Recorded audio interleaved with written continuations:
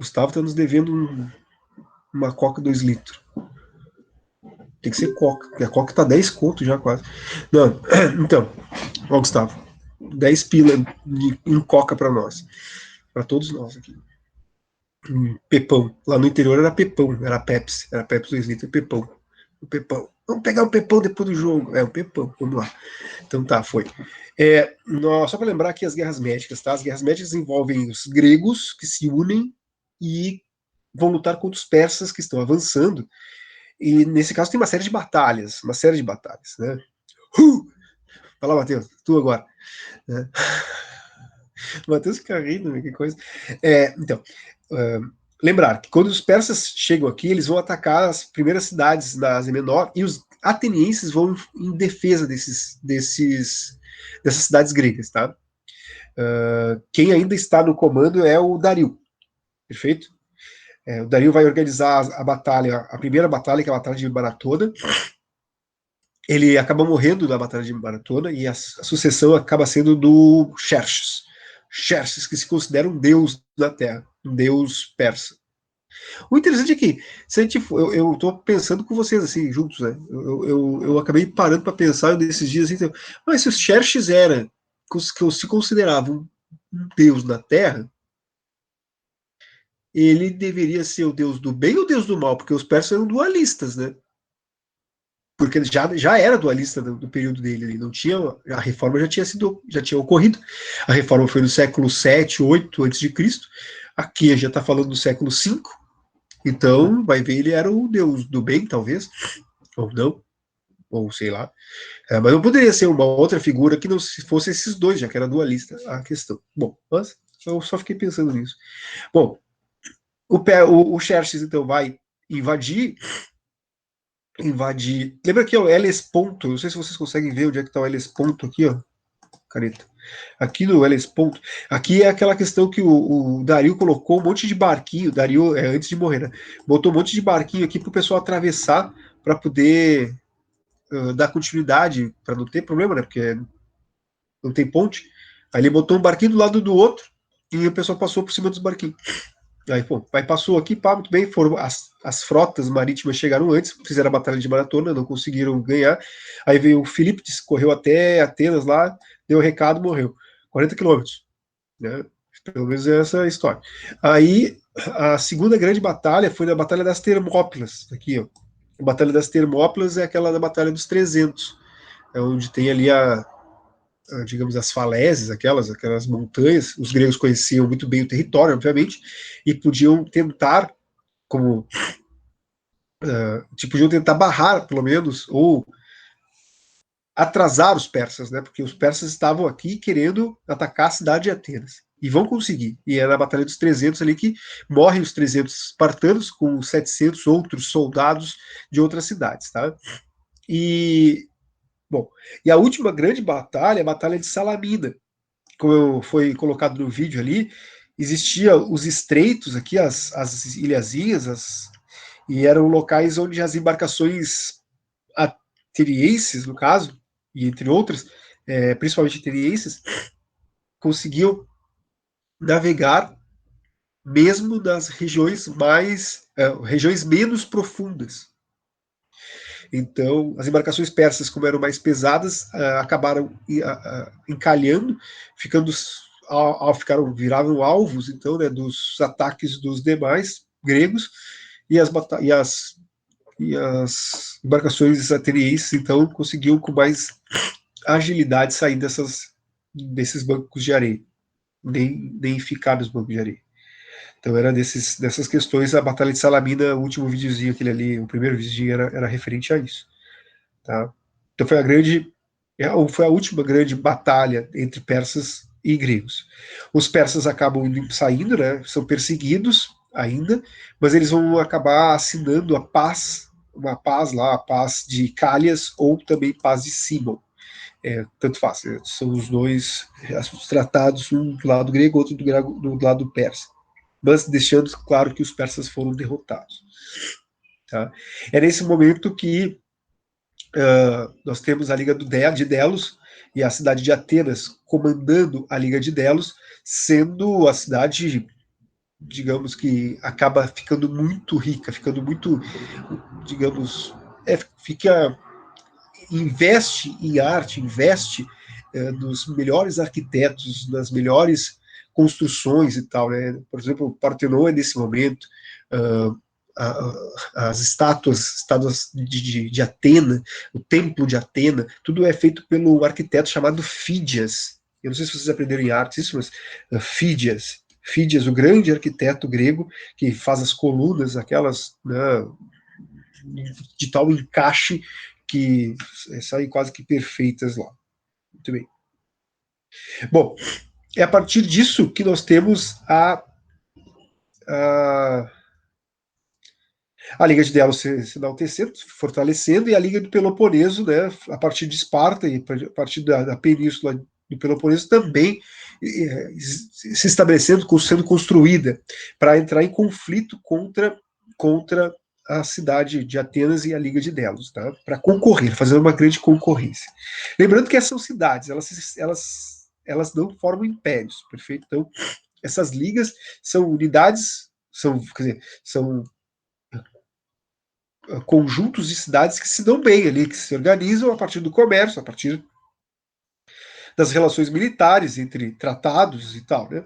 E essa Liga de Delos se fortaleceu e ganhou muito dinheiro porque Atenas acabou se colocando como a protetora das demais cidades de Delos, e aqui no final das contas tem a referência, e se tornou a protetora caso voltassem os persas a atacar, tá? A a península do Peloponeso se reorganiza, lança a Liga do Peloponeso, e aí vai ser questão de tempo para entrarem em conflito. Então, a Liga do Peloponeso foi criada, a Liga do Peloponeso vai acabar entrando em conflito com Atenas e com a Liga de Delos, e aí nós temos o que foi chamado de Guerra do Peloponeso. A Guerra do Peloponeso coloca algumas questões contrárias. Atenas versus Esparta, Liga de a democracia versus oligarquia, mas também a Liga de Delos versus a Liga do Peloponeso. Tá? São diversas cidades envolvidas e a conclusão é a vitória espartana e o esgotamento das cidades gregas. Bom, aí tem ali duas referências, né? Primeiro foi feita uma paz que não durou muito, e aí voltaram a fazer guerras, a paz de Nícias, 421 a.C., aí voltaram a fazer uma série de batalhas e tal, até que 404 tem a batalha de Agospótamos, e aí essa batalha determina a vitória de Esparta, a vitória definitiva de Esparta. Essa essa elevação de Esparta, a condição de vencedora da guerra, não dura muito, porque a Liga da Beócia, aqui, Beócia, Tebas, vai acabar dominando a península do Peloponeso, dominando as cidades em si, as referências, né, e conseguindo, então, se colocar numa posição importante de mando. Isso tudo também demora muito pouco, porque no final das contas chegamos nesse período helenístico, quando a Macedônia, que era considerado então um reino bárbaro, e aqui entra essa primeira vez que eu vou citar essa questão dos bárbaros, ou seja, o bárbaro é o diferente, nesse sentido, o bárbaro é o que, nesse caso, quem não é grego, e os macedônicos não eram gregos, eles tinham uma cultura diferente, eles tinham deuses diferentes, eles eram um reino totalmente diferente. Assim sendo, são os macedônicos com Filipe II que começam a investir em guerras contra os próprios gregos. Então, Filipe II, macedônico, com seu exército e com novas tecnologias, novas organizações de tropas, novos referências com relação ao exército, a formação e a armas em si, né, armas de lanças enormes, lanças de mais de 2, 3 metros ali, no final das contas, que durante a formação deles eles vão atacando e vão conseguindo sucesso por onde passam. Filipe II, então, consegue invadir a Grécia e conquistar toda a península. Bom, Aí tem toda uma questão do Filipe II, da história do Filipe II. Quem gosta dessas histórias mirabolantes, assim, meio estranhas, onde ele se apaixona por uma sacerdotisa, casa com a sacerdotisa, vai ter um filho com a sacerdotisa, e a sacerdotisa é sacerdotisa. E no final das contas, ela tem certos poderes místicos, mitológicos, místicos, vamos dizer.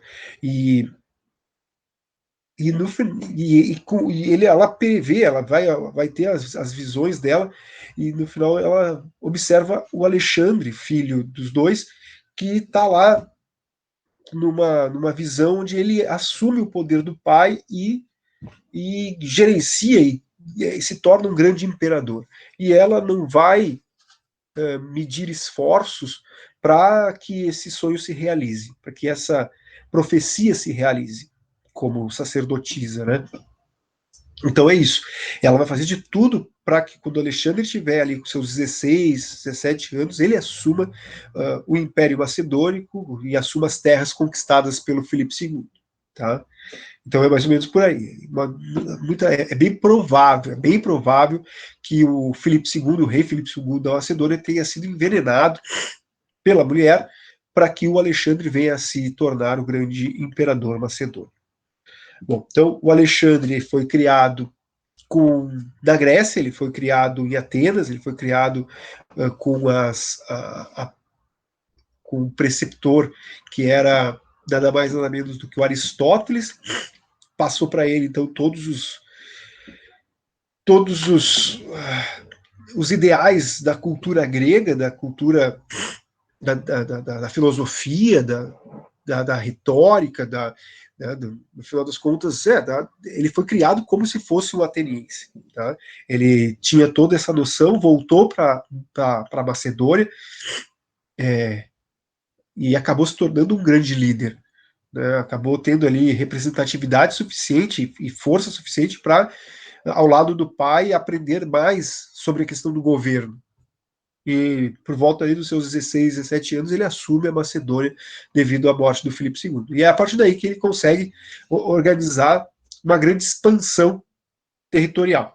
Ele vai em direção, então, à Ásia Menor e começa as conquistas. Né? Dizem que tinha uma lenda que ele tinha que tirar, que tinha o nó górdio, que deveria ser desfeito, e aquele que se desfizesse o nó, ele conseguiria ser o grande imperador de um grande território.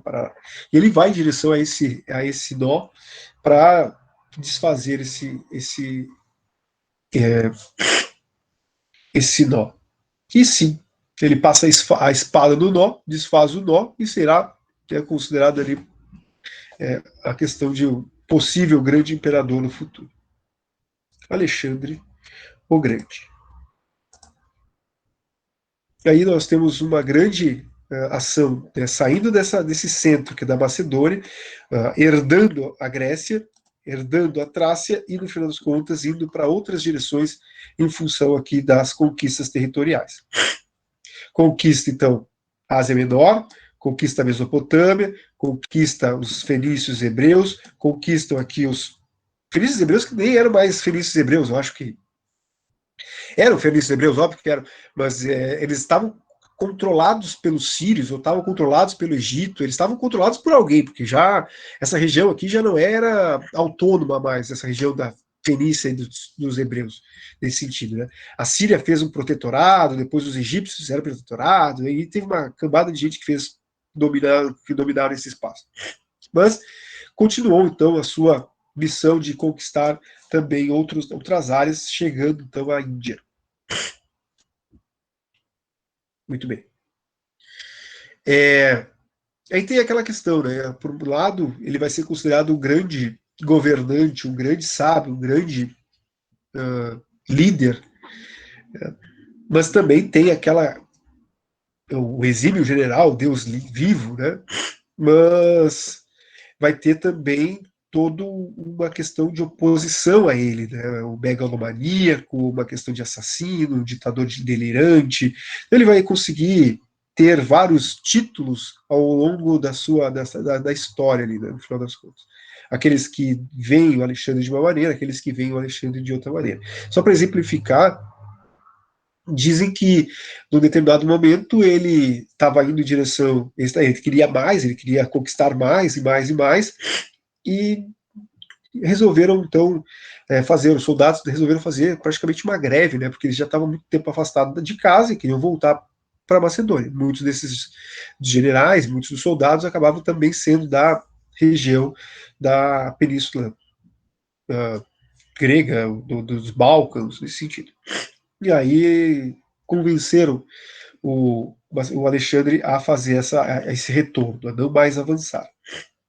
E observando o território, ele vai voltar com os soldados para uma região desértica, só para fazer desses soldados, né, para que muitos sofram, só para fazer esses soldados sofrerem, já que eles não queriam mais avançar com o Alexandre. Muitos acabam morrendo nesse deserto por onde eles retornam. Bom, na medida que eles avançam ali territorialmente, né, com os persas e outros povos, era uma prática do Alexandre pegar os seus generais e os seus grandes líderes em si e fazer com que esses casassem com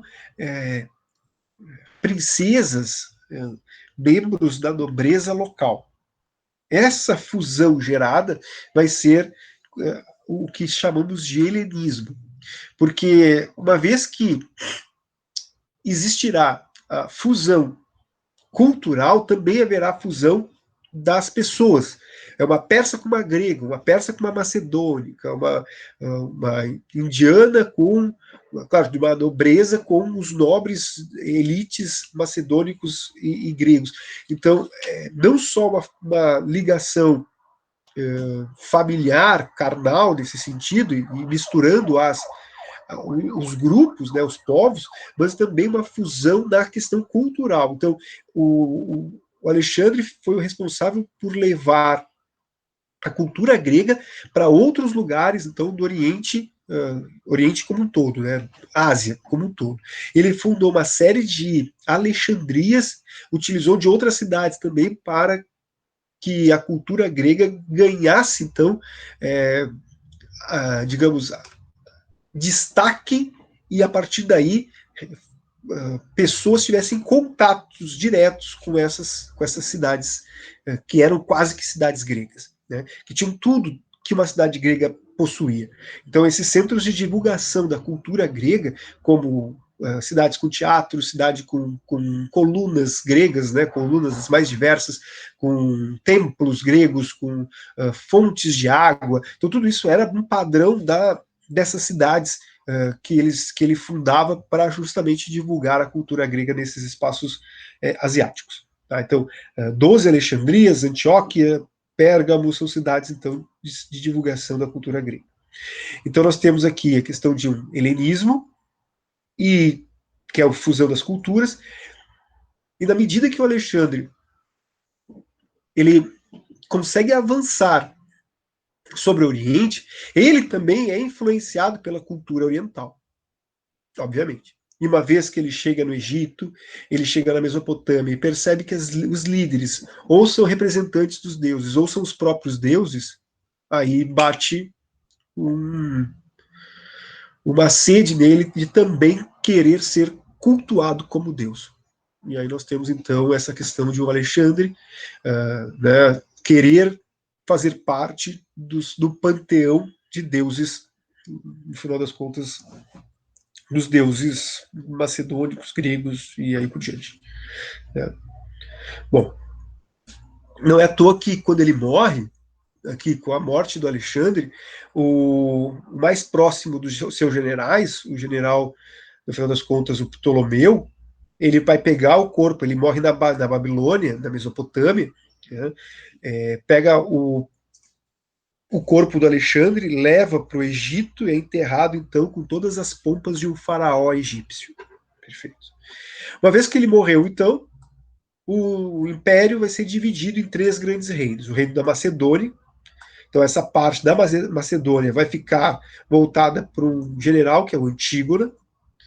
o reino da Síria, e aí pega toda essa parte da Síria, pega essa parte, então, da Ásia Menor, não, tá aqui, Síria, Ásia Menor, e Mesopotâmia, então, toda essa área aí, para ficar vinculadas ao Antíoco, os Seleucidas, né, da dinastia Seleucidas, e a área do Egito, essa área roxa aqui, vai ser a área do Ptolomeu. Né? Então, o Ptolomeu é outro general importante, então, que é a dinastia ptolomaica que dará origem, então, a 7 Cleópatras, dentre elas a Cleópatra que a gente vai ficar, que é a mais famosa que a gente conhece. Tá? Mas ela é de origem, portanto, macedônica, ela não é, ou grega, né, no caso, mas macedônica. Não é propriamente dita ali egípcia, né, digamos, natural do Egito, nesse sentido. Ela nasceu no Egito, mas ela tem a descendência das famílias dos generais do Alexandre o Grande, do general. Essas áreas comandadas pelo Alexandre e pelos generais vão ser posteriormente, ou grande parte dessas áreas, vão ser posteriormente conquistadas pelos romanos. Perfeito? Então os romanos acessam quase todas essas áreas aqui. A Índia e a Pérsia recuperam suas independências. Muito bom. Beleza? Tudo certo? Tudo tranquilo. Bom, beleza. É isso. Então tá. Então os 5 pontos aqui, os 5 momentos gregos, lembrar do primeiro, que é a formação do povo grego. Aí nós temos a mistura dos 5 povos, né, no caso, cretenses, micênicos, eólios, jônios e dórios. Um segundo momento, então, com a entrada dos dórios, a organização e comunidades gentílicas, né, a retirada daquelas cidades-palácios, né, então, afastamento dessas cidades-palácios, então, a organização das comunidades, mas assim como tem a organização e comunidades gentílicas, também tem a desagregação desses gêneros. E aí surgem as diferenças sociais, a propriedade privada o agrupamento de diversas famílias novamente no centro urbano. Então nós temos aqui a formação da polis. Essa polis é a cidade-estado grega que nós conhecemos. É uma cidade-estado, então, que acaba escolhendo a sua forma de governo e a sua economia, mas ela também vai ter uma ação comum entre todas as demais cidades-estados com uma questão cultural. Tá? Destaque para Esparta e Atenas. O momento clássico é o momento clássico, é o momento de apogeu das cidades, é o momento de apogeu da democracia, é o momento de apogeu, então, da cidade de Esparta também. A cidade de Atenas vai ter ali o seu momento de enriquecimento com a Liga de Delos. A cidade de Esparta vai organizar a Liga do Peloponeso, e aí nós temos uma guerra, a Guerra do Peloponeso, ali depois das guerras médicas, tudo isso, e aí a Guerra do Peloponeso vai enfraquecer a Grécia, vai entrar os tebanos, mas isso já não é mais importante. Até que no período quinto ali, no período do Alexandre o Grande, período helenístico, lembrar do helenismo, que é a fusão das culturas orientais com os valores gregos. Uma vez que os gregos influenciam os orientais também influenciam os gregos. É uma questão de dupla aí. Tanto é que esse despotismo oriental, ou também chamado de teocracia, vai influenciar a vida do Alexandre e vai querer então ser cultuado como Deus, como líder religioso, como Deus, né, no final das contas da Terra. E assim vai ser enterrado. Tá? Mas é interessante pensar nessa questão do despotismo oriental ou teocracia, justamente porque ele vai acabar querendo ser um Deus. Isso vai acontecer com os romanos. Não sei se você se lembra da história dos romanos, mas isso vai acontecer com os romanos no final do período do Império. A partir do século III depois de Cristo, ou não? Não. Sim, no final do período do século, no século III, no começo do século III, depois de Cristo, século III, depois de Cristo, que os romanos vão estabelecer também um vínculo com uma teocracia, perfeito? Antes não, mas depois vai. Muito bem. E aqui tem Uma outra questão aqui, então, a gente poderia ler e vocês poderiam fazer juntos até, sei lá, fazer a leitura. Atenas era uma cidade extraordinariamente cosmopolita. Um ateniense poderia observar milhares de imigrantes temporários e permanentes de outras cidades gregas ou de terras não gregas trabalhando à sua volta, muitas vezes fazendo exatamente o mesmo trabalho que ele, sem, contudo, compartilhar de nenhum de seus direitos de cidadão. A característica mais marcante da cidadania ateniense é que, quando viajava para além dos limites da sua própria polis, era imediatamente privado de seus direitos políticos. É bem interessante essa frase, essas frases aí, né? São várias frases, são duas, três frases. Esse parágrafo é muito importante, é bem interessante, assim, mostrando a questão da cidadania restrita à cidade. É diferente de uma outra situação, como por exemplo hoje. Independente se tu sai do Rio Grande do Sul, vai até a Amazônia lá, ou até o Pará, como é a da Universidade do Pará, isso aí, tu vai ser cidadão brasileiro. Tá? E aí continua com teus direitos iguais. Tá, tu não vai votar lá porque tu vota aqui, mas no final das contas tu tem os seus direitos garantidos ainda. Né? Mas lá não, lá tu perderia tudo, tu seria reconhecido como um grego, porém tu não era um cidadão da outra cidade. Aí ele pede aqui, no que se refere à democracia ateniense, é correto afirmar que. Querem ler ou leio eu? Leia então.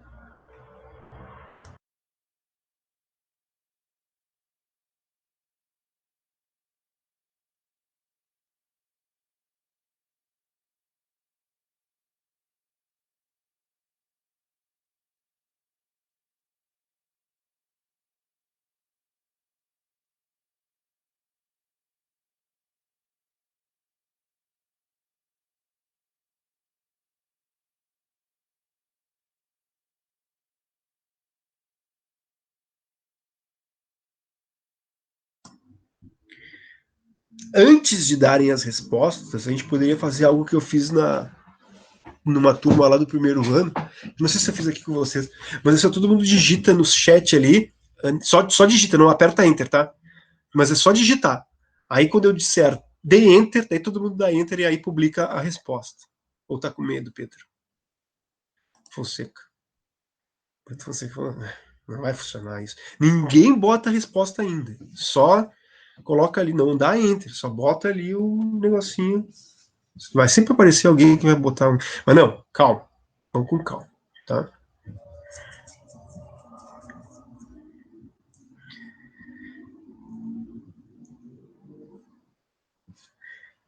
Eu vou botar também.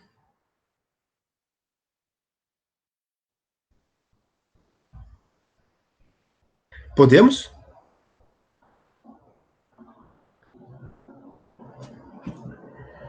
Dá mais 2 minutos aí, senhor, rapidinho. Tá, beleza, beleza.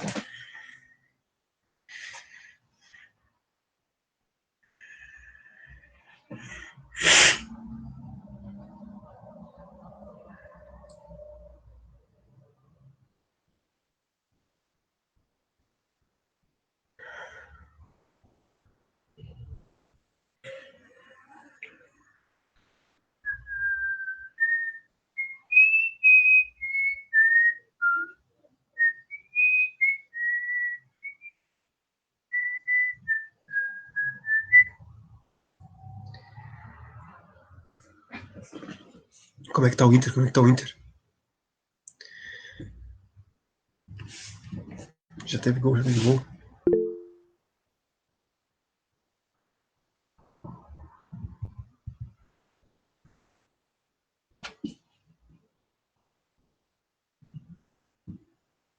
Tá brincando, Vinícius. Tu tá de sacanagem. O Vinícius é gremista. Só pode.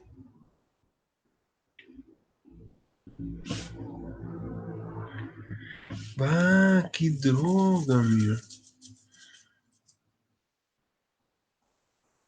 Ah, que coisa. Ah, que droga. Ah, não podia perder lá. Né? Por mais que fosse na maior altura lá que pudesse existir na face do mundo, mas não dá, né, pra perder. Tá, eu vou contar até 5 e a gente publica. Pode ser? Mariana, tranquilo? 1, 2, 3, 4, 5. Foi.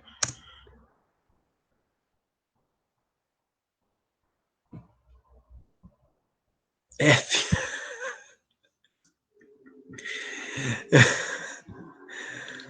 Eu não deveria ter apertado primeiro. Ou, sei lá. Boa. Não, mas tá, a maioria acertou aí. O Vinícius botou D. Por que tu achou que fosse D ali, Vinícius? Mas a galera botou B ali. O B, B, B. Acho que a galera botou. Isso aí, ó. Ah, porra, a desculpa tá valendo, tá valendo. Tá. Mas olha só.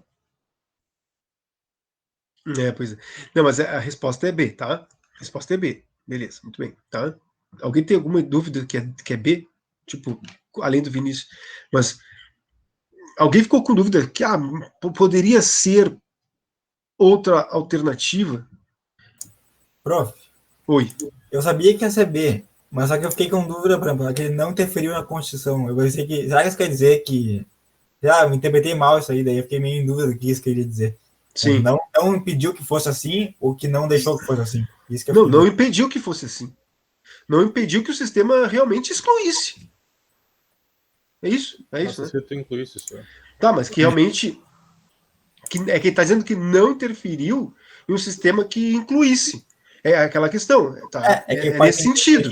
Interferir de um jeito ou de outro, né? Interferir para não ter ou para ter. Isso que eu venho dúvida. No final das contas, por mais que nós tenhamos ali uma cidade cheia de gente que circulasse e tal, isso não pressionou os atenienses a abrir a democracia para outros grupos. Sim. Compreende? Então, não interferiu na constituição de um sistema que realmente inclui isso. Não interferiu. Entendeu, Lucas? Nesse sentido. Olha, por mais que tivesse um monte de gente ali circulando, sejam eles comerciantes de outras cidades, sejam elas mulheres, ou até mulheres ricas de outros lugares, olha, não vamos abrir para mulheres, não vamos abrir para escravos, não vamos abrir para estrangeiro, não vamos abrir para ninguém. É cidadão, ateniense. Sim, sim. Aqui do Beleza? jeito tá escrito, sei lá. Eu também achei que parecia. Tá, mas eu não mudei nada da questão. Não, sim. Mas eu entendi dessa forma. Eu entendo dessa forma. Que não interferiu para que abrisse para outros grupos. Né? Então, por mais que aqui deixasse claro, olha só, existia milhares de imigrantes temporários e até permanentes e trabalhando na mesma situação, no mesmo trabalho que um ateniense cidadão. Então, um era cidadão fazendo o mesmo trabalho que o outro que não era cidadão. Aí entra a questão do demiurgo. O demiurgo não existe em Esparta, por exemplo. Não existe um demiurgo em Esparta, um cara comerciante, mas ao mesmo tempo cidadão. O espartano é o cara da elite, o cara da terra, o cara do... Não tem um meio termo ali, o cara é um comerciantezinho. Mas mesmo assim, sendo comerciantezinho, ele é cidadão, porque ele é o demiurgo. Ele é filho de pai e mãe ateniense. Isso fez com que a D, eu até entendo ali se alguém quisesse marcar a D, porque, entendo entre aspas, né? Porque olha só, a transição da aristocracia para a democracia é do período clássico, já está errado aqui, perfeito? Não é do período clássico. Se baseou na reforma de Draco em solo. O cara, Draco em solo, democracia, muito bem, já liga uma coisa, mas não é. É democracia Clístenes. É um outro reformador, não tem nada a ver com solo, não tem nada a ver com Draco. Tá? E outra, em favor da ampliação dos direitos de homem, não. Mulheres nativas estrangeiras, não. Então, o cara pode ter lido ali e identificado que ele estudou Draco, solo, democracia, aristocracia, e vou marcar essa porque eu li Draco e Solo e eu vi isso no cursinho, né? Ou em outro lugar. Mas, bom, não pode ser a D, vai ser a B mesmo. Muito bem. Tudo certo? Fala. Mas no conceito atual de democracia, você poderia ser, se fosse no conceito atual, né? Boa. Daí, se a gente fosse comparar a democracia ateniense com a democracia atual, beleza, aí a gente poderia entender, olha só, a favor da ampliação dos direitos, aí foi se abrindo em compensação, né, para outros grupos, e não só para homens, mulheres, nativos, no final das contas, estrangeiros naturalizados, né, se a gente fosse pensar nisso. É isso que você está pensando? A C, se fosse um conceito atual, poderia ser. A C? Eu entendi. Eu sei que era outro. Não, eu sei que não é, mas se fosse, poderia daí, né? E daí não seria democrático de verdade se fosse o conceito atual. Mas olha só como é que acontecia nos Estados Unidos lá, depois da independência. Era democrático de verdade. Pois é, aí que tá. O iluminismo não pretendia ser democrático, né? Por mais que esses espaços fossem, vamos ficar baseados nas ideias iluministas, liberdades e tal. Tá, mas espera um pouquinho. A manutenção da escravidão existia a partir de 1776, então, né? Então era uma independência com escravidão, mas também a gente precisa só estabelecer, já que essas revoltas praticamente eram revoltas de um grupo, ou seja, da burguesia, eles queriam que eles se estabelecessem no poder. Eles não queriam, não foi assim. Né? Podia ter um negro, um afrodescendente, com dinheiro, instrução, que mesmo assim não votava. E isso permaneceu até 1965. 1965. Que os negros aí começaram a fazer parte da possibilidade ali de votar. Perfeito? Eu tenho uma questão racial muito maior. Eu não estou dizendo que não tem aqui, perfeito? Mas não era um impeditivo para voto, pelo menos. Perfeito? Mesmo que a gente sabe que a comunidade, que os negros e determinadas comunidades periféricas e tal, que vão acabar tendo restrições sociais, né, nesse sentido. Mas quando a gente fala dos Estados Unidos, o cara poderia ser o mais famoso e a pessoa, se fosse negro, ele não votaria. Né, mais importante, ou sei lá, mais inteligente, mais endinheirado, mas mesmo assim não votava. A falar nisso, esse ano a gente começou o ano, e eu tinha até uma perspectiva de começar com vocês em sala de aula e tal, mas eu pensei, já que a gente está falando dessas situações assim, de voto e grupos, bom, democracia em si, eu até pensei, vou começar a aula tentando passar para os alunos do terceiro ano um documentário. Não sei se eu comentei isso, mas a minha intenção era essa de passar um documentário e aí talvez ainda passe, perfeito? Então, se alguém ficar na vontade de assistir ou já assistiu, vai assistir de novo e não assista ainda, quem não assistiu. Mas é o Amarelo.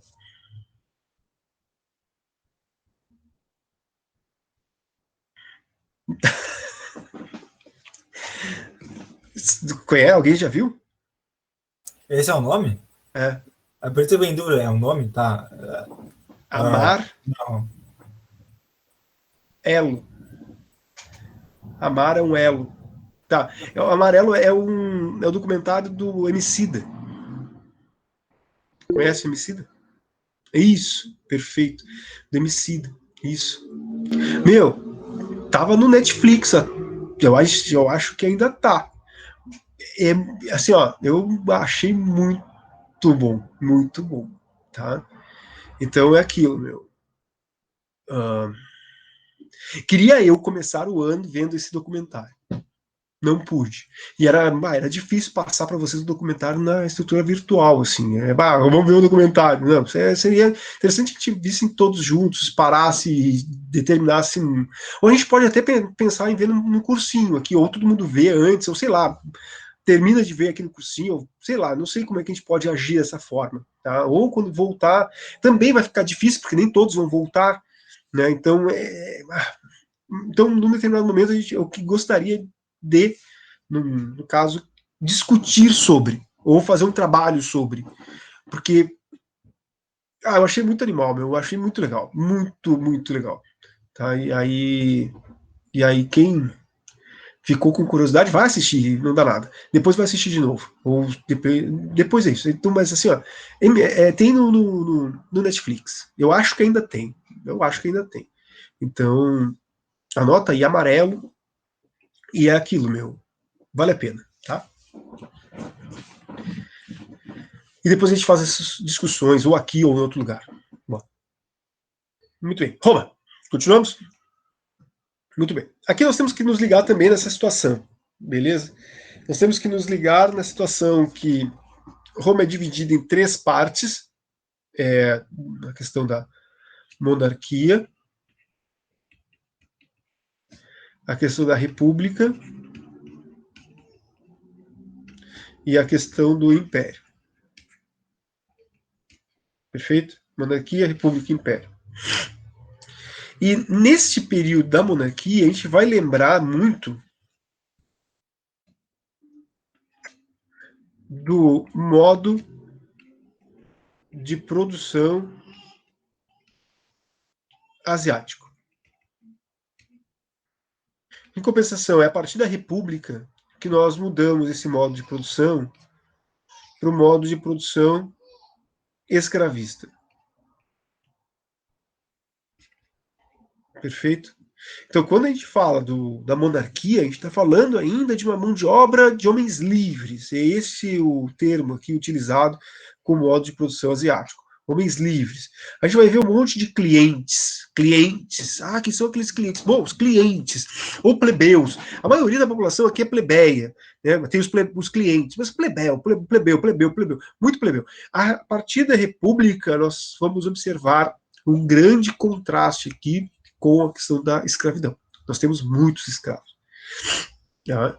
E não pensem que são escravos negros. Não, são escravos pela guerra. Vão se conquistar terras, ou seja, no período da República vai ter conquistas territoriais,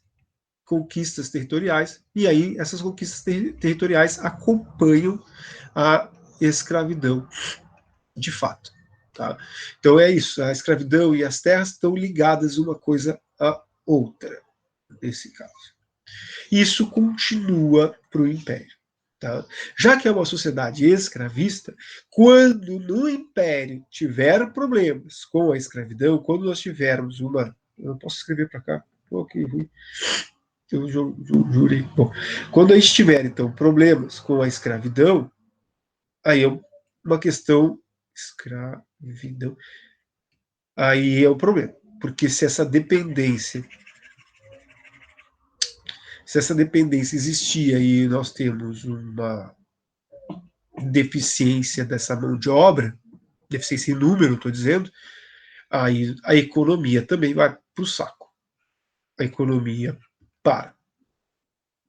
E se a economia para, tudo para. Porque não tem como manter os salários, não tem como manter os soldados, não tem como manter a mão de obra na agricultura, não tem como manter a cidade funcionando, porque a cidade depende também do salário, depende da moeda, depende da economia, depende do comércio. E o pessoal vai para o campo. Aí nós temos lá o colonato. Você lembra disso? Colonato.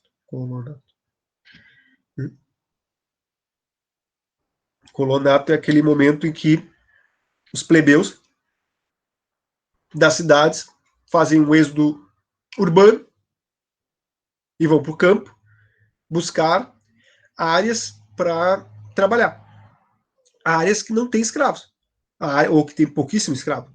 A área dos patrícios, que no final das contas possuem os latifúndios, mas não tem mão de obra.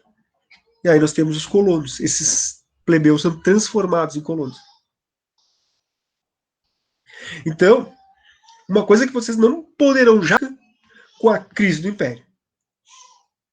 Jamais. Ó, a Helena ficou sabendo do resultado do Inter, tá chorando. Então, jamais vocês poderão confundir esses elementos de uma crise republicana e da crise do Império. E aí poderão existir questões que buscam isso. Olha, sobre a crise da República. E aí diz, a escravidão estava diminuindo, estava com problemas nas cidades, questões voltadas para a questão dos preços dos alimentos, questões... E aí os caras vêm com o cenário da crise do Império. E tu não pode confundir essa questão da crise da República com a crise do Império. Então tá. Então é isso aí. Tá?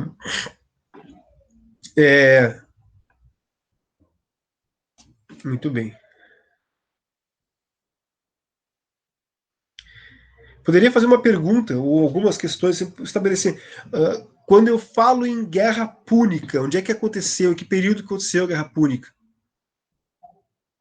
República. República.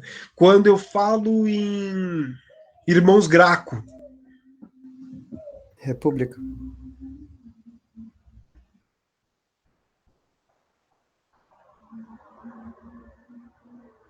República, perfeito. Quando eu falo em... deixa eu ver outro... Quando eu falo do Júlio César? Final da República. Final da República, muito bom. Tá? Quando eu falo em Pão e Circo?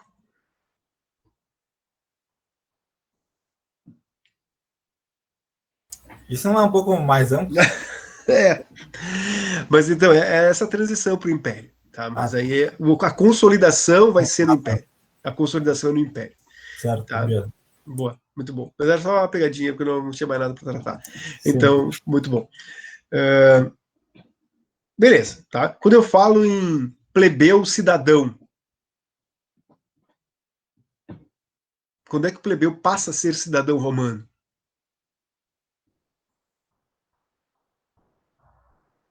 República? República. E quando eu falo do Edito de Caracalla? Daí tu tá de sacanagem, né? Império. É Império. Tá? O Edito de Caracalla já era o primeiro, na questão do finalzinho lá já tá começando lá as crises, já estão começando as crises, ainda no Império, no Alto Império. Tá?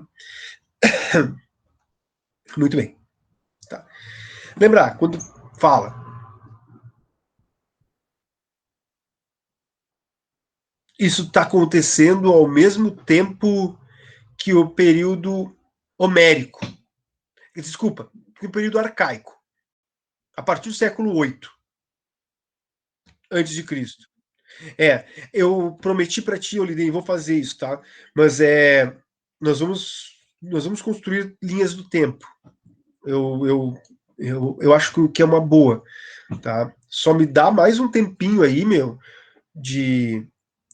de organização, assim, de aula, mas me dá que a gente vai fazer essa linha do tempo. Nem que a gente abra aqui um slide livre aqui, um slide todo preto, todo branco, sei lá, e aí a gente faça essas linhas do tempo à mão, mesmo, só para lembrar, assim, só para fazer essa referência. Eu ainda estou elaborando isso. Deixa eu ver se eu tenho alguma coisa aqui. Não tem nada. Preto. É complicado. Aqui, ó. Não, aqui não dá. Não, eu não quero sair para nada. Mas a gente pode organizar aqui do nada aqui, só para remeter algum ponto aqui, ó.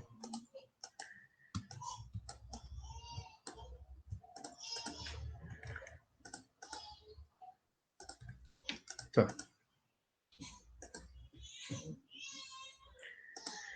Então, eu botei uma tela preta aqui, tá? Mas a gente tem que pensar na questão que é a seguinte, ó.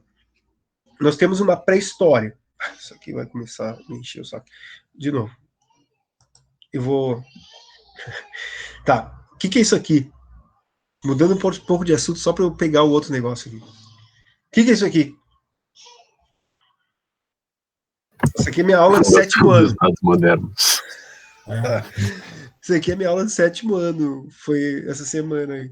Isso é segunda e terça. Segunda e hoje. Estados modernos. A transição do rei para o Estado moderno. Dos reinos, nesse sentido. Reinos feudais e Estado moderno. Aí eu venho com o rei aqui crescendo e tendo todos os poderes, se tornando o absolutismo. Menos a Inglaterra. 1215. Lembra? Nada a ver, né, meu? Os PA, acho que nunca viram um gráfico ali, mas já é. Emily, tua irmã que tá no 7º, né? O que ela tá achando lá? Tá, acha que ela entendeu tudo. A minha irmã, É, né? ela tá no 9º. Então, não é no 7º nada, errei total. A guria já cresceu. Boa, esquece. Onde é que eu vou gravar isso aqui mesmo? A PSP 2021. PNG. Tá, Cláudio, enquanto isso, de Roma, tá, cai República Império, mas isso de fundação de Roma chega a cair alguma vez? Beleza. Ó. Tá, muito bem. Então, como eu estava dizendo ali pro Oliden, tá? E para todos, aliás, né? Mas é só para lembrar que nós saímos de uma pré-história e encaminhamos para uma antiguidade, perfeito? É só rapidamente, isso aqui eu não vou perder muito tempo, não. Hoje, a gente vai fazer isso depois. Só que essa antiguidade aqui é com S, porque, bom, essas são antiguidades, né? A gente vai ver que a gente pode sair da antiguidade, da pré-história, e encaminhar para a antiguidade oriental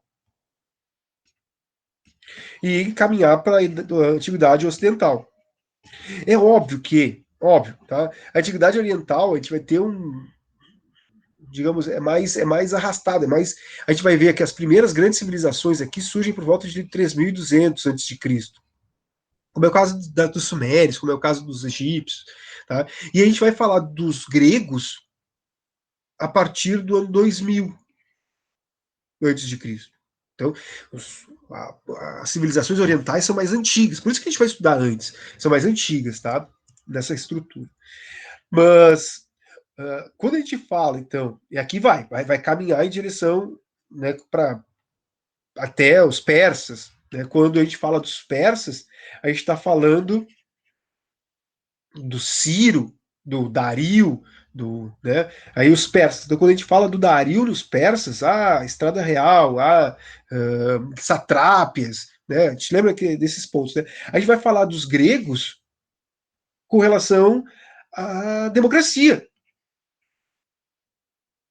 Ao período nada mais nada menos do que o período, no caso, clássico, já que a gente está pensando no século V, guerras médicas, 5 a.C.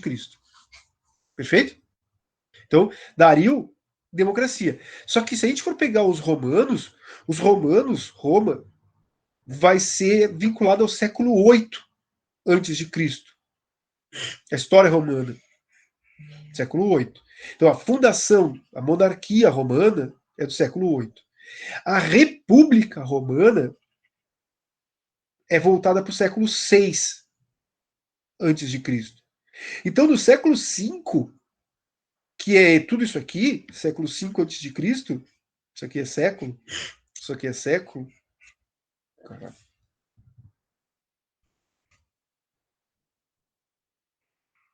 Beleza? A gente está falando da República Romana. A República se expande até o século I a.C. Então a gente está falando, Oliden, dessa mesma estrutura. Então, está falando aqui no arcaico, do século VIII a.C. até o século VI, V, né? Antes de Cristo também. E aí, falando nisso. E aí, quando entramos na República, quando entramos no Clássico, quando entramos nos persas, nós falamos do século V.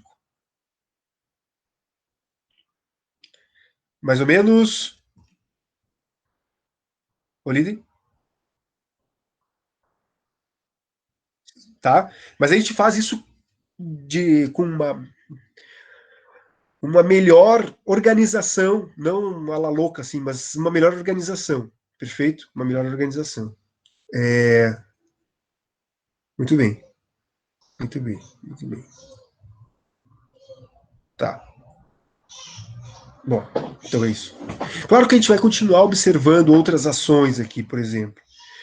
No momento, então, a República vem até o século I a.C., tá?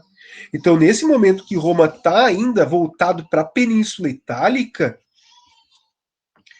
nos séculos 5, 6, 5, 4, 3, né? O século 4 é o século do Alexandre o Grande. Então aqui já vai estar no helenístico. Século 4 a.C., do Alexandre o Grande. Então já está aqui também a questão das conquistas dos persas pelo Alexandre. O Alexandre já está conquistando essas áreas todas. E uma vez que a Cleópatra fica no poder, a Cleópatra VII fica no poder, ali por volta do século I a.C., que vai cair bem na transição da República para o Império. Não é à toa que ela vai ter um caso com Júlio César, um caso com Marco Antônio, que depois, então, o Otávio vai bater em todo mundo, que vai estabelecer no ano 27 a.C. o Império Romano. Mas isso, eu juro para ti, meu, que é uma intenção minha tentar organizar isso na cabeça de vocês. Tentar fazer com que essa linha do tempo se organize de tal modo que vocês façam essas ligações, tem essas lembranças aí vivas. Beleza? Posso sair daqui? Mari?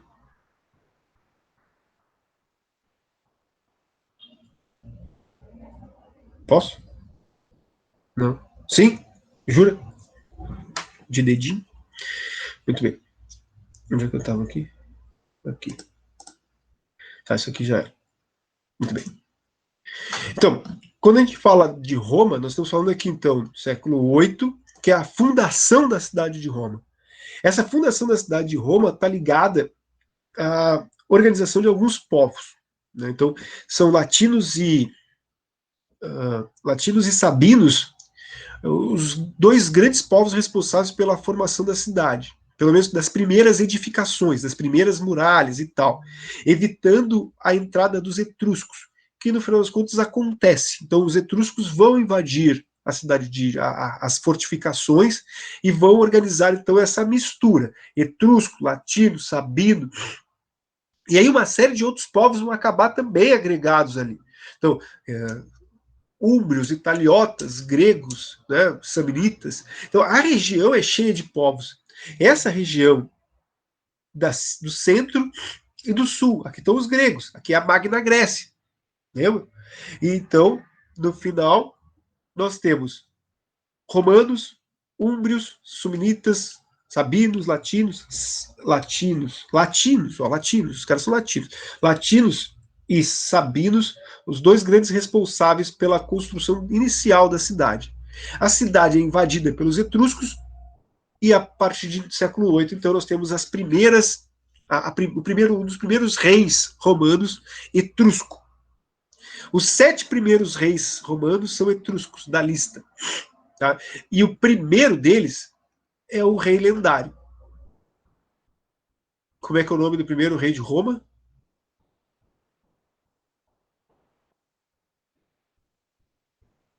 Rômulo. Rômulo. De acordo com a lenda. Desculpa, falo de novo. É o Rômulo, né? Na lenda que ela... Sim, perfeito. Não, só saber mesmo. Não, então, o primeiro rei de Roma, na questão lendária, na lista que aparece, é o Rômulo. Certo. Tá? E o último? Tarquínio, soberbo. Tá, boa. O Tarquínio, perfeito, da monarquia do período da monarquia Ele é latino, né? Não é etrusco. Não, eu não sei. É o último que vai ser derrubado ali para estabelecer a república. Sim. Mas eu estou dizendo da história romana, na história de Roma. O último rei de Roma. Não era alguma coisa tipo Rômulo Augusto? Ó. Não, o último rei de Roma é um cara chamado Falcão. Não é? Meu Deus, Sor. Não. É Rômulo Augusto. É o Rômulo Augusto, depois o Falcão. Né, Vini? Então, o Falcão é o rei de Roma. Ó, então é isso. Mas tá perfeito, era só de brincadeira. Muito bem. Cidade, então, formada no século VIII a.C. Muito bem, tá? Então, Lembrar que essa parte, então, verde do sul aqui vai ser a Magna Grécia, tá? A Magna. Não é a professora, é Magna. Magna. Tá, beleza. Ah, professor, estudamos lá na aula. Mas vocês estão com o Léo, né? Não é com a Magna. Não, foi. Muito bem. Continuamos. Então, aquela questão da fundação, rapidamente, das versões lendárias lá. Bom, isso aparece na obra do Eneida e do Tito Livio, da Eneida, do Virgílio e da história do Tito Livio, né, a versão, então, lendária da construção, da organização da cidade. Então, o Rômulo se torna o primeiro rei, depois de uma série de desentendimentos com seu irmão e com o tio-avô deles, dos gêmeos esses, do qual eles conseguem tirar do trono romano, do trono não é de Roma, do trono do reino de Alba Longa, não era Roma, né? E aí o avô permitiu que eles pudessem, no Mítor, pudessem construir uma cidade e a partir disso tomar conta dessa cidade. Aí se torna o Rômulo I rei da região, da cidade, aliás, que tem a região como pertencente ao avô, nesse sentido, tá? No Mítor. Mas é a questão do Enéas, que é um troiano, que vai para o Lácio, que vai acabar, então, fundando esse reino de Alba Longa, e aí os descendentes são desses romanos, desse Enéas vai ser o Numitor tem um irmão que vai assumir o poder, ele manda matar a princesa e o filho da princesa, os gêmeos eram filhos de Deus, do deus Marte. Então, também já tem duas entidades, aí, dois deuses, né? O deus Marte e a deusa Vênus, fazendo parte da história romana. Então já tem toda uma questão de proteção e guerra e amor, né? Então é a questão do amor e da guerra. Roma, não sei fazer coração. Sei lá, isso é melhor. E guerra, como é que eu faço guerra? Guerra. Bom, tá? Muito bem. Mas a gente sabe que, no final das contas, a gente tem aquela que eu já contei ali, a fortificação dos latinos e dos sabinos, para evitar as incursões militares dos etruscos, mas os etruscos conquistam a cidade, as fortificações ali, as muralhas, em várias muralhas da cidade. Isso no século VIII. Sobre os irmãos gêmeos babando da loba, tem essa questão, né, que os dois sobrevivem, né, do final das contas, param na margem do rio Tibre, e aí são alimentados pela loba, que recém tinha tido lobinhos. Por isso, porque se a loba não tivesse tido lobinhos, eles não conseguiriam ser amamentados pela loba. Porque a loba não tem leite toda a vida. Só quando tem lobinhos. Eu acho. Mas eu acho que é isso. É igual a mulher. Ou qualquer mamífero. Ela pode ter. Não, é mitológica, é fake. Fala de novo, menininho. Pedro. Ela pode ter níveis anormais de progesterona. Boa. Ela podia estar com as suas tetas carregadas de leite o tempo inteiro. E eles fizeram um benefício para a loba. Desvaziaram. Vai. Que coisa. Tá. Claro que ele não é a história do Mowgli aqui, né? Esses gurizinhos não vão ser criados pela loba, né? Eles vão ser criados. É que Mowgli é pelo urso, não sei, né? Pelo urso? Não tem urso na história também aí? Pena, não, aqui não. Aqui é só a loba. Mas aqui, no final das contas, eles vão ser amamentados só, porque eles vão ser pegos pelo casal de camponês que vão criar eles, né? O Mowgli é diferente. O Mowgli tem a Aquelá, tem o...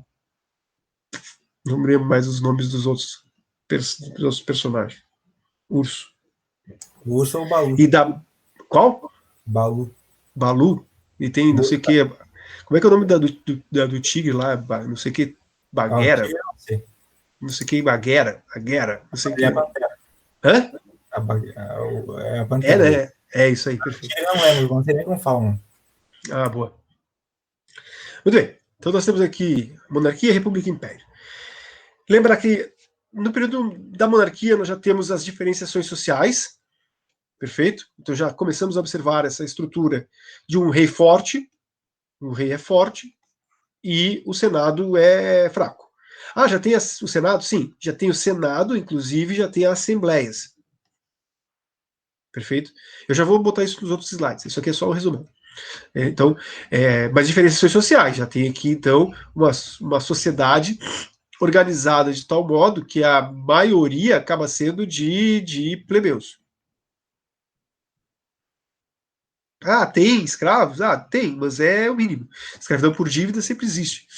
Mas clientes, no caso patrícios, e aqui eu acho que eu botei uma mais. Então, essa passagem lembra a questão do Tarquínio, soberbo, a aristocracia, esses membros da elite, esses patrícios, eles estão de olho no poder. E para chegar ao poder, eles precisam derrubar o rei. Isso vai acontecer. Tá? Aí para estabelecer aqui a república. Eu vou, como eu disse, dê uma nota isso aqui, porque eu vou passar de slides por slides, item por item aqui, tá? Senão vocês vão se trancar aqui, eu vou passar e vocês vão ficar querendo copiar. A aristocracia chega ao poder, então, na república, e os direitos são ampliados também para os plebeus que não eram cidadãos ainda. Os direitos aos plebeus se tornam, só são colocados no período inicial da república, com uma série de leis. Porque os plebeus acabam se manifestando para conseguir esses direitos. Aí lá no finalzinho, depois de muito tempo, passados anos e anos e anos, nós temos o exército substituindo ou tirando o poder do Senado e assumindo o controle político. Esse exército, então, vai fazer com que exista um período de transição para o Império. São os generais que assumem o Império. Então, são vários generais aqui do Império, do Alto Império. Então, muito bem. E aí tem o período do Alto Império, que é o apogeu, e o Baixo Império, que é a crise. Feito? Feito. Isso aqui é muito simples. Bom, como eu disse, então, patrícios, clientes, plebeus, escravos. Nós temos a maioria de plebeu.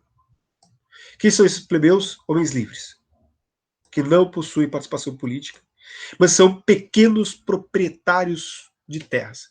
E isso é um ponto interessante, porque aqui em Roma nós temos pequenos proprietários de terras. Eles são camponeses, mas camponeses com as suas próprias terras.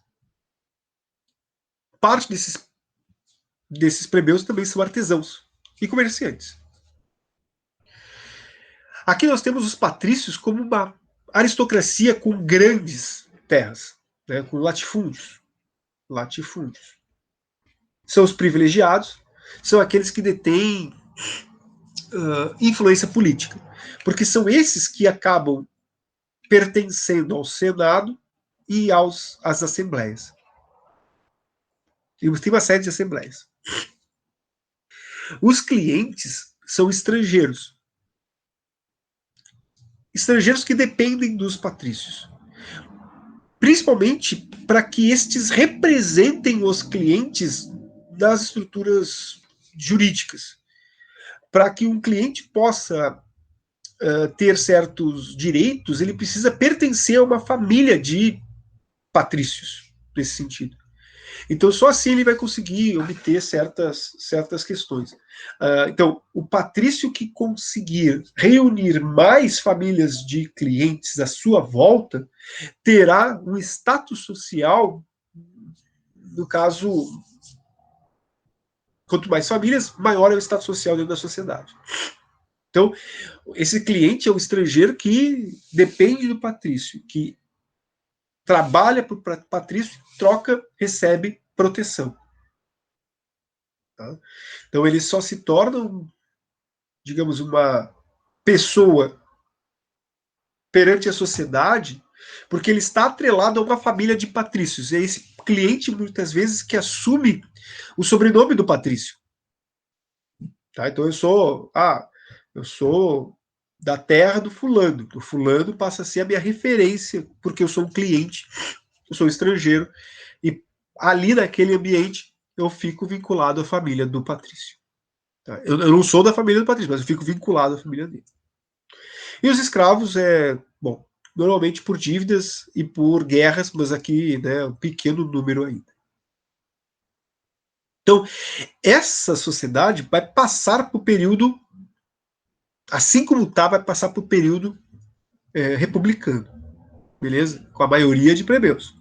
E aí, durante o período republicano, muda-se essas estruturas sociais, onde o plebeu começa, ela é uma sociedade, um grupo grande, que continuará sendo grande, mas comparado ao número de escravos que cresce, esse número de plebeus passa a ser menor na porcentagem, não em número real. Pode ser? Pode, né? Beleza? Tranquilo. Boa. Mário? Bom, saúde.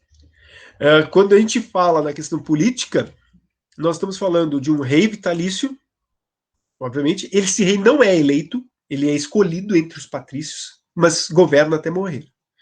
Este nós temos sendo auxiliado, pelo menos, ou aconselhado pelo Senado e pelo Conselho dos Anciãos e pelas assembleias. São essas assembleias que escolhem o rei, declaram guerra e paz.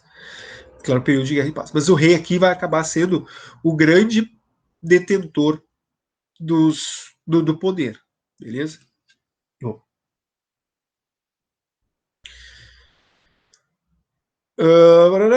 Acho que é por aí. É só questões voltadas para a questão de, olha, só aristocratas, só patrícios compõem o Senado e os conselhos e assembleias. Perfeito? Então, desculpa. O Senado ou o Conselho dos Anciãos, porque os anciãos aqui são os membros mais velhos, senis. São as pessoas. Então é isso. Não são dois conselhos aqui, é o Senado ou o Conselho dos Anciãos. Os velhinhos compõem o Senado. É isso. Tá? E os demais compõem assembleias ou cúrias. Beleza. Então são dois grupos só. 1, 2. Aí desenvolvendo, isso aqui é só curiosidade, né? E a aristocracia, da sequência dos reis, passam a ficar de olho nesse poder.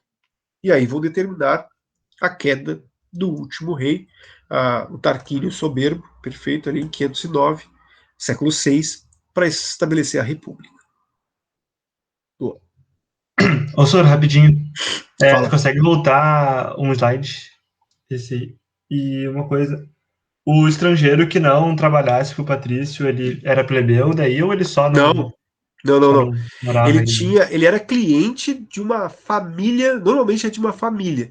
Pode não estar na terra, não precisa estar no latifúndio, pode estar na cidade, tá? Mas era tido como um estrangeiro. Se não era ligado a uma família de patrício, se estava na cidade de Roma, era considerado um estrangeiro. Portanto, era um cara que não tinha nenhum vínculo, não tinha nenhum direito. Né? Muitas vezes até não conseguia ficar por muito tempo ali, se sustentar e tal. Era alguém de fora. Simplesmente de passagem. Né? O cara era temporário, muitas vezes. Não ficaria permanentemente naquele espaço. Só se atrelasse a algum patrício. Só que tem aquela questão também, né? O patrício, isso é possibilidade de vantagens, tá? Quanto mais famílias de clientes estiverem ao redor da família de patrício, é uma questão de status social para essa família de patrício. Então, é muitas vezes interessante para esse patrício, tá? Até porque se ele tem um latifúndio, muita terra, é interessante que ele tenha mão de obra, porque esses clientes vão ser mão de obra, tá? Ou ele é o provisório. O cara que está ali de passagem, um cara só para ir embora. Então, o Senado entra. A aristocracia entra em ação, derruba o rei e acaba, então, assumindo o poder. E aí, esse Senado passa a ser, o Conselho lá dos Anciãos, conseguem se tornar o principal órgão dentro da República Romana. Então, nós temos aqui a República Romana. A República Romana, e aqui a gente chega num ponto importante, é determinar que a República é uma invenção de Roma. Assim como a democracia é uma ação ateniense, a República é uma ação romana. Não confundir República com oligarquia. Por mais que a gente esteja falando de algumas pessoas, de algumas centenas de pessoas que estão no poder, essas pessoas dentro da República, elas estão representando um grupo. Representando. Desculpa aí pelo nariz, meu. Eu já marquei pneumologista para sexta-feira. E eu não aguento mais, estou muito horrível, Mas é tudo virtual. Eu nunca fiz atendimento virtual. Vamos ver o que vai dar. Eu estou muito mal. Eles estão representando alguém. Então, é um grupo de cidadãos, um grupo pequeno, tu vê, eram 300 pessoas, eram 300 pessoas que ocupavam os cargos de do Senado. Então, cidadãos representando cidadãos. Outros patrícios. Então, patrícios representando patrícios.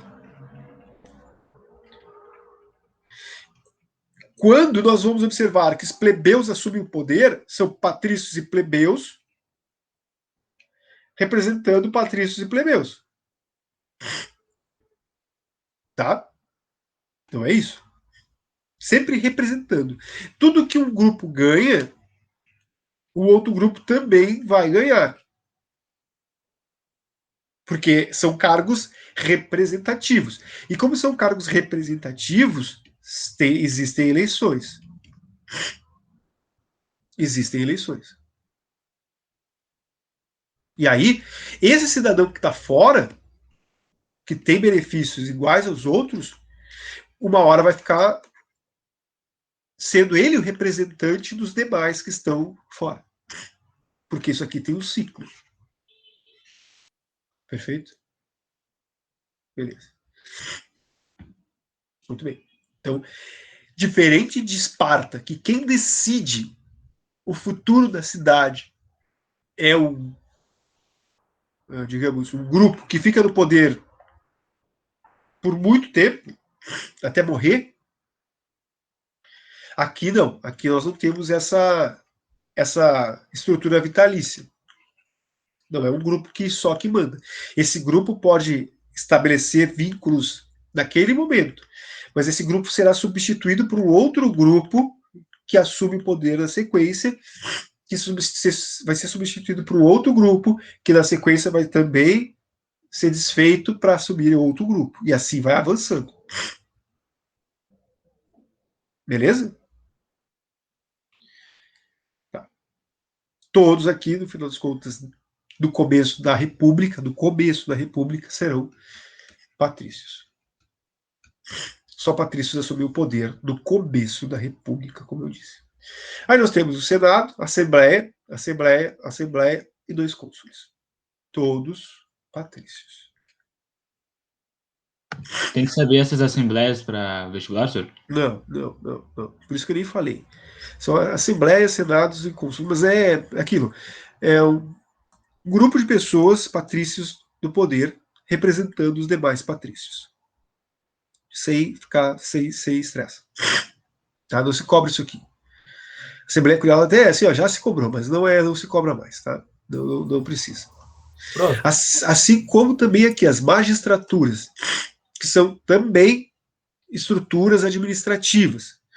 Também, como eu disse, são 2 cônsules, tá? Esses 2 cônsules estão na estrutura de magistraturas, né? 2 cônsules. Fala. Prof, Fala. eu ia perguntar se os magistrados lá da Assembleia Centurial são os mesmos que as magistraturas. São. Normalmente a gente vai observar isso. A Assembleia está marcada em amarelo aqui, porque eu vou passar aqui para ficar em amarelo. Tá, obrigado. Tá, é isso. Muito bem. Muito bem. Então, aí são questões administrativas. Perfeito? O cara não sai fazendo lá o censor, contando e classificando os habitantes. Ele vai ter um grupo de pessoas que vai fazer isso para ele, mas ele é o chefão de tudo. Né? O Edis ali também. Quem cuida do policiamento, da limpeza, não é o próprio patrício, é o patrício que vai dar ordens para que outras pessoas assumam essas funções. Mas é uma cidade que funciona direitinho, né, conforme, digamos, questões burocráticas. E aí as magistraturas e o Senado vão acabar se estabelecendo como órgãos fiscalizadores, órgãos de finanças, órgãos de exército, órgãos de justiça, órgãos, bom, é isso, de guerra. Muito bem. A gente para por aqui hoje e continua, então, a partir desses vínculos das magistraturas na próxima aula, com o poder dos plebeus, os plebeus acessando o poder na sequência. Terminou o jogo? 2-0 pros bolivianos. Ah, meu Deus do céu. Nem fala, meu time perdeu de 2-0 pro Barcelona. Zé e nem Gabriel, tomou Zé gol. Gabriel é o maior jogador da história do Internacional. Que cara bem bom. Para, Vinícius, para. Que cara bem bom. Aquela entregada de bola, nossa, o cara é craque, Para. o cara é craque, o cara é craque. Que cara bem bom. O Palácios é outro, craque. Me diz um chileno que joga bem futebol. Eu quero um só. Um só. Boa. Mas a gente vê isso aí depois. Aqui, sacanagem. Bom, muito bem. Dúvidas? Ou estão dispensados, liberados. Bom feriado para vocês. Aproveitem para dormir bastante. Valeu, senhor.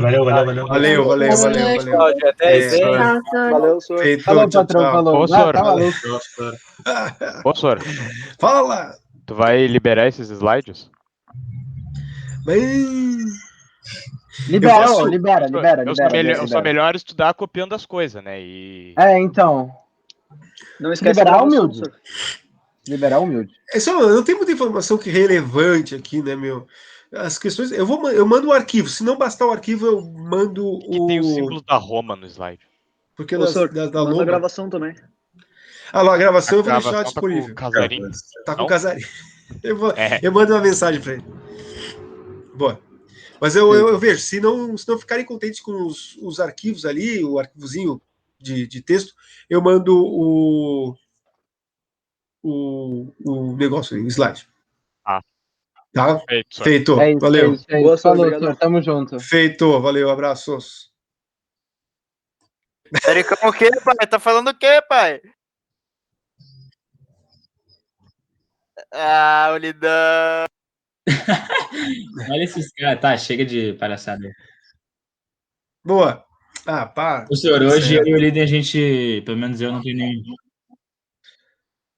Cala a boca, líder. Falou, senhor. Abração, valeu. Igualmente. Valeu, até mais. Fala, Fernando.